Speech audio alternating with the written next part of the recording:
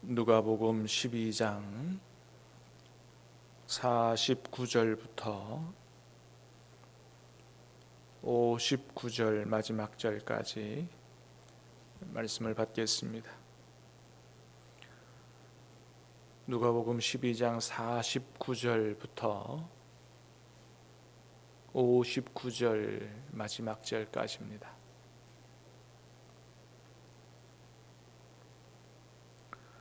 내가 불을 땅에 던지러 왔노니 이 불이 이미 붙었으면 내가 무엇을 원하리요?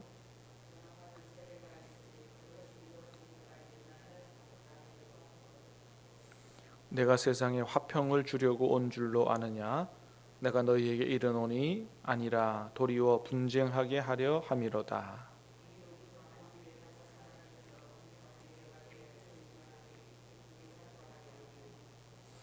아버지가 아들과 아들이 아버지와 어머니가 딸과 딸이 어머니와 시어머니가 며느리와 며느리가 시어머니와 분쟁하리라 하시니라.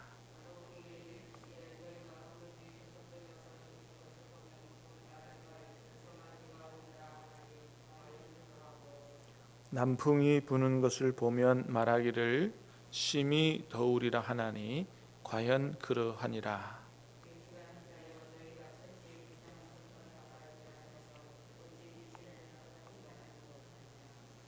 또 어찌하여 옳은 것을 스스로 판단하지 아니하느냐?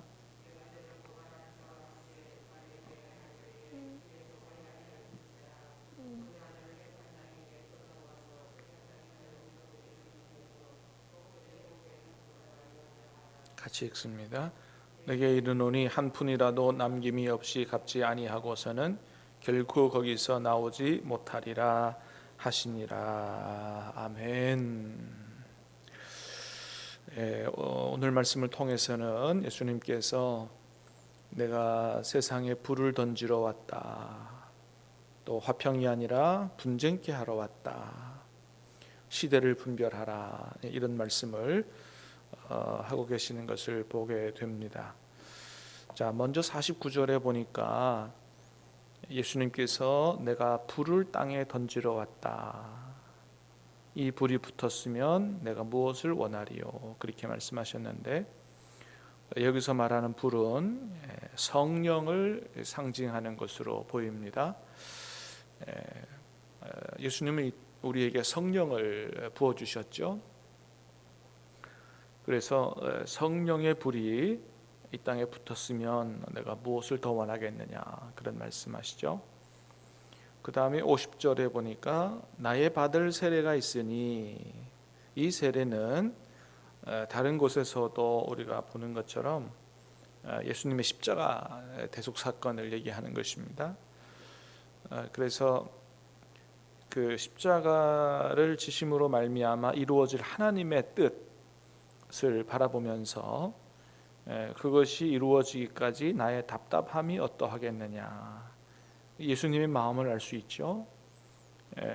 비록 십자가 지는 고난이 있지만 그것이 이루어져서 하나님의 뜻이 이루어지기를 간절히 원하는 이런 예수님의 마음을 볼 수가 있는데, 이것이 우리가 가져야 할 마음이다 생각이 됩니다. 하나님의 뜻을, 하나님의 우리에게 맡기신 사명들을 잘 이루어 드리려고 하는 그러한 아주 간절한 마음, 이것이 하나님이 우리에게 주시는 마음이다, 이렇게 볼 수가 있습니다. 자, 그 다음에 51절 말씀을 같이 읽습니다. 시작. 내가 세상에 화평을 주려고 온 줄로 아느냐? 내가 너희에게 이르노니 아니라 도리어 분쟁하게 하려 함이로라.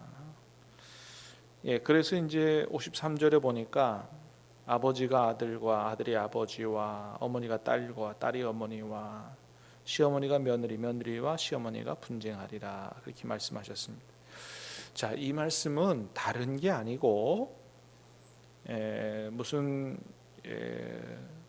이기적인 어떤 그런 문제들, 뭐 이런 거 갖고 그 다투고 갈등하고 분쟁하고 이걸 얘기하는 게 아니고, 복음 때문에 복음이 전해지고 나면 복음을 받아들이는 사람이 있는 반면에 거부하는 사람이 있죠. 그래서 그 복음 때문에 갈등하게 되는 것이 필연적이다. 그것을 말씀하시는 것입니다. 복음을 받아들인 사람과 그렇지 않은 사람은 단순히 구원받고 구원받지 못하고 이런 차이만 있는 게 아니고, 복음은 우리의 생각과 가치관과 삶의 형태를 완전히 바꾸어 버리기 때문에 복음을 받아들이지 않고 세상에 속한 사람들과는 완전히 생각과 가치관이, 삶의 근본적 목적이나 방향이 다를 수밖에 없습니다.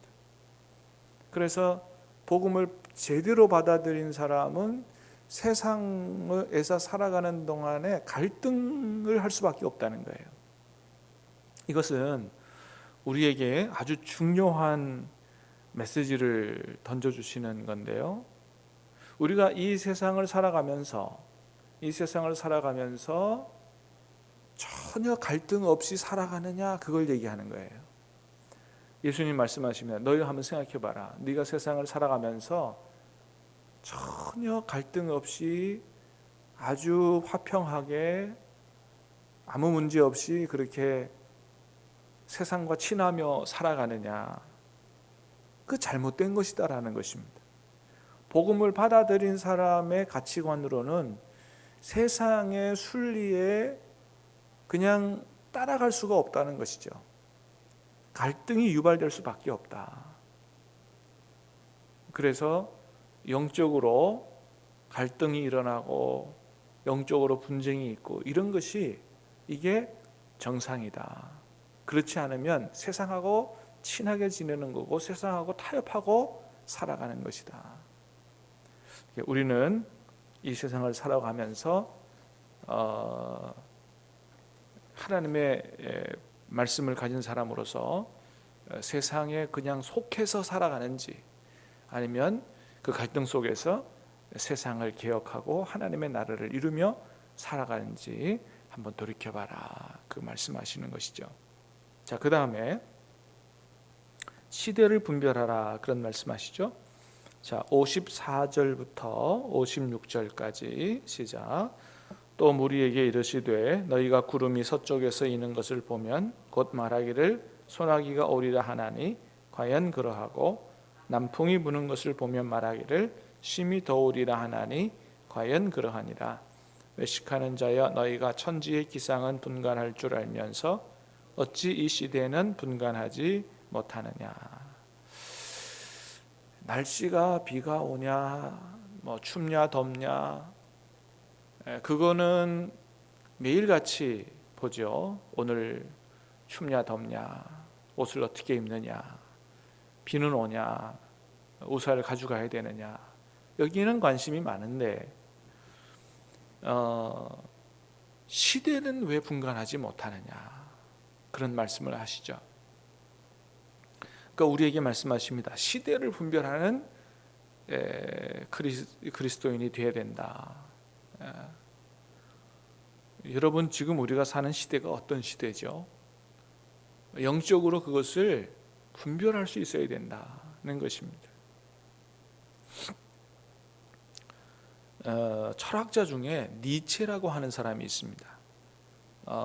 현대 철학의 문을 연 사람이라고 평가받는 현대 철학자들의 어머니와 같은 그런 사람이라고 평가받는 아주 중요한 사람인데, 1844년에 태어나서 1900년에 세상을 떠난 사람입니다. 이 사람이 그 사람이 살았던 당시 그 시대를 뭐라고 평가했냐 하면, 노동과 향락에 빠진 니힐리즘의 시대다, 그렇게 얘기했어요. 시대를 자기가 본 거죠. 지금 우리가 사는 이 세상과 이 시대가 어떤 시대다? 노동과 향락에 빠진 니힐리즘의 시대다. 니힐리즘이라고 하는 것은 허무주의 시대다, 그런 거예요. 이게 왜 그렇게 됐느냐? 당시의 기독교가 사람들에게 설득력을 잃어버렸다. 그래서 신은 죽었다 이렇게 얘기한 사람이거든요. 신은 죽었다라는 표현이 하나님이 진짜 죽었다는 게 아니고 하나님이 사람들에게 지배력을 상실했다는 거예요. 더 이상 사람들은 이 신의 지배를 받아들이지 않는다. 그래서 신이 죽었다 이런 얘기인데, 그렇게 기독교가 사람들에게 설득력을 잃고 나니까 사람들의 삶의 의미와 방향을 잃어버린 거예요. 사람들의 삶의 의미와 방향을 잃어버리고 나니까 뭐에 빠졌느냐? 단순히 일하고 돈 벌고 그 번 것으로 즐기고 향락하는 삶에 빠져버린 거예요. 그냥 그렇게 살아가는 거죠. 모든 사람의 관심이 얼마나 많은 돈을 버느냐. 그래서 일하고 그 번 돈 갖고 즐기고 먹고 살고, 그런 삶은 짐승과 별로 다르지 않다. 그러니까 그렇게 사는 삶은 살고는 있지만은 참다운 삶이 아니기 때문에 허무에 빠진다는 거예요. 그 허무에 빠진 시대를 니힐리즘의 시대다, 그렇게 이야기합니다. 그래서 그 니힐리즘을 극복하기 위해서는 우리 인간이 우리 자신을 발달시켜야 된다. 강화시켜야 되고 고양시켜야 되고, 그래서 강한 사람이 돼야 된다. 그래서 이 사람이 했던 아주 유명한 말 중에 하나가 카르페 디엠이라는 말이에요. 카르페 디엠. 이건 뭐냐면 그 순간을 잡아라. 그 순간을 최고로 만들어라, 이런 뜻이고, 우리 국민들이 많이 부르는 노래 중에 하나가 아모르 파티죠. 김연자 씨가 부르는 아모르 파티. 이 사람이 한 말이에요. 아모르 파티. 이게 무슨 말이냐면, 비록 지금 당신의 삶이 고통스러울지라도 그 고통스러운 삶을 긍정적으로 생각하고 사랑할 줄 알아야 된다. 그것이 강한 사람의 아름다운 삶이다. 약한 사람은 고통스러운 삶을 자꾸 도피하려고 한다. 이래서는 안 되고, 너 자신을 강화시키고 고양시켜서 이런 어려움들을 받아들여서 오히려 그것이 너의 삶에 도움이 되도록 그렇게 해야 되는데, 그렇게 하는 사람은 자기 사람을 긍정적으로 삶을 생각하고 받아들이고 사랑한다. 이게 이제 아모르 파티라고 하는 말입니다. 자, 이렇게 니체가 우리 인간 자신을 나약한 사람이 아니라 강한 사람으로 만드는 좋은 얘기를 많이 했습니다만, 그럼에도 불구하고 세상에서 가장 악한 사람이 누구냐? 연약한 사람들을 긍휼히 여기고 동정하는 예수 그리스도가 가장 악한 사람이라고 얘기했어요. 이런 니체의 사상은 기독교가 설득력을 잃어버리고 기독교가 사람들에게 지배하는 힘을 잃어버리고 난 이후에 나온 사상입니다. 여러분, 오늘날 우리 시대가 니체가 사는 시대와 비슷하지 않느냐는 거예요. 교회가 사람들에게 영향력을 잃어버리고 사람들이 더 이상 교회에 기대하지 않고 그저 노동과 향락에 빠진, 그저 돈 벌고 그 돈 가지고 먹고 살고 즐기고 하는 이런 니힐리즘에 빠진 시대가 아니냐. 온통 사람들의 관심은 다 거기가 있지 않느냐. 정말로 사람이 누구고 인간이 누구고 어떻게 살아야 되고 이런 데는 별로 관심이 없는 이런 시대가 아니냐. 자, 이런 시대에 우리 교회는 어떻게 돼야 되느냐는 것이죠. 다시 한번 교회가 깨어 일어나고 우리가 어떻게 이 시대를 향한 사명을 감당해야 될 것인가를 바로 깨달아 알아서 정말로 다시 한번 이 세상에 빛을 비추고 소망을 주고 시대적인 대안을 제시하고 시대 정신을, 니힐리즘에 빠진 이런 시대 정신을 이끌어가는 이러한 살아있는 교회가 되어야 되지 않겠느냐. 오늘 이 아침에 기도하면서 다시 한번 우리 교회의 사명을 제대로 깨달아 아는, 또 능력을 받는 그런 아침 될 수 있게 되기를 주님의 이름으로 축복합니다. 기도하겠습니다. 은혜로우신 주님 감사합니다. 오늘 아침 말씀을 통해서 주님은 이 세상에 화평을 주러 온 게 아니고 분쟁하려 하게 오셨다. 시대를 분별하라. 주님의 음성을 듣습니다. 주님은 우리에게 화평을 추구하라고 했지만 그러나 복음을 제대로 받아들였으면 세상을 살아가는 동안에 세상과 화평할 수가 없다. 갈등하고 분쟁할 수밖에 없다.